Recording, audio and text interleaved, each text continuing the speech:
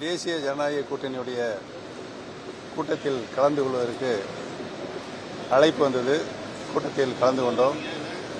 அதற்கு பின்னால் மாண்புமிகு பாரத பிரதமராக 3ஆம் முறையாக திரு நரேந்திர மோடிஜி அவர்கள் பதவியேற்கின்ற நல்ல நிகழ்ச்சியிலும் கலந்து கொண்டு மகிழ்ச்சியோடு வந்திருக்கிறோம்.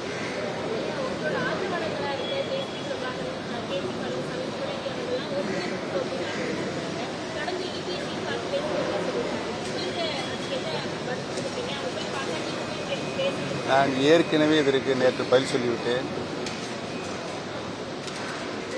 அவர்கள் எங்கிருந்தாலும் வாழட்டும்.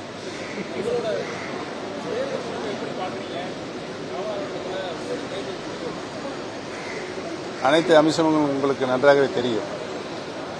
ராணுவம் நாடாளுமன்ற தொகுதியில் அங்கு வாழுகின்ற மக்கள் எனக்கு அதிகமான வாக்குகளை சுயேட்சை சின்னத்தில் நின்ற என்னை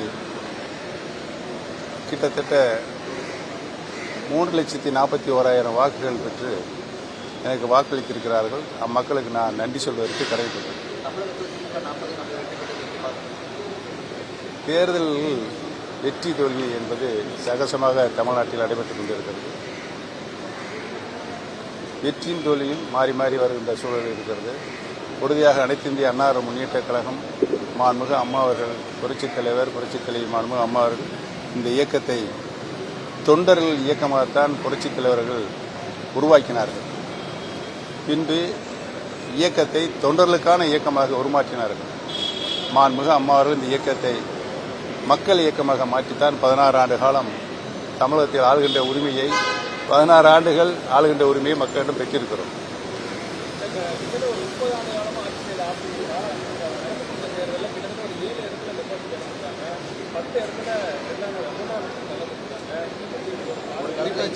இன்றைக்கு அதிமுகவும் தற்காலிக பொறுப்பை ஏற்றிருக்கிற அந்த தலைமையிடம் தான் இந்த கேள்வி நீங்கள் கேட்க வேண்டும்.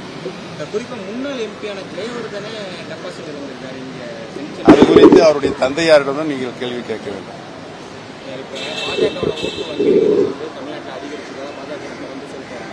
அதற்கு முக்கியமான காரணமாக சொல்லப்படுவது தென் மாவட்டங்களில் உங்களுக்கு ஓபிஎஸ் அவர்களுக்கு இப்போ ஓட்டம், டிடிவி தினகரனுக்கு இருக்க ஓட்டு வாக்கு வங்கின்னா பாஜக மாறி இருக்கு.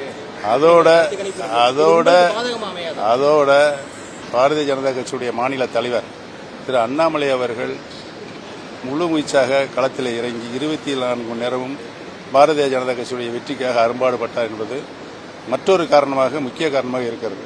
இல்ல உங்க வாக்கு வங்கி பாஜக போனது உங்களுக்கு வருங்காலங்களில் பாதகமான ஒரு சூழலை ஏற்படுத்தாது. ஒரு தலைமை எடுக்கின்ற ஜனநாயக பண்புகள், அவர்கள் எடுக்கின்ற ஜனநாயக நடைமுறைகள், இவைகளை வைத்துதான் பொதுவான பொதுமக்கள், நியூட்ரல் பப்ளிக், தமிழகத்தில் இருக்கின்ற அரசியல் கட்சியினுடைய சதவீதம் 60-65% இருக்கும். பொதுமக்கள் யாருக்கு வாக்களிக்கிறார் என்பதை பொறுத்தான் வெற்றி தோல்வி நிர்ணயிக்கப்படுகிறது. ஆக பொதுமக்களுடைய அபிமானத்தை இந்த தேர்தலில் யார் பெற்றிருக்கிறார்களோ அவருடைய வெற்றி பெற்றிருக்கிறார்கள்.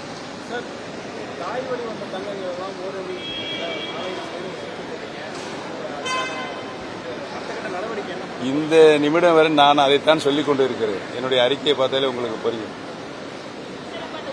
பிரிந்திருக்க சக்திகள், அனைத்து இந்திய அண்ணா முன்னேற்ற கழகத்தினுடைய பிரிந்திருக்க சக்தியில் ஒன்றிணையவில்லை என்றால் எந்த காலத்திலும் வெற்றி பெற முடியாது. செய்திகளை உடனுக்குடனும் துல்லியமாகவும் தெரிந்து கொள்ள சப்ஸ்கிரைப் பண்ணுங்க.